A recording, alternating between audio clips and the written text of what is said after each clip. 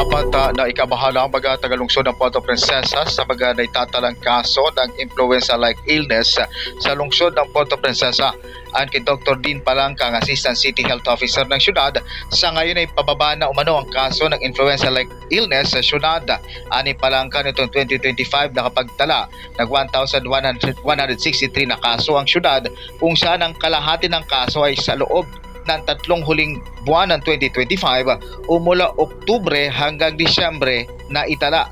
Bagamat may tatlong namatay noong nakalipas na taon dahil sa influenza-like illness, partikular noong buwan ng Agosto. Lahat umano ng mga ito ay may comorbidity at lumala ang kanilang sakit na nauwi sa pulmonya.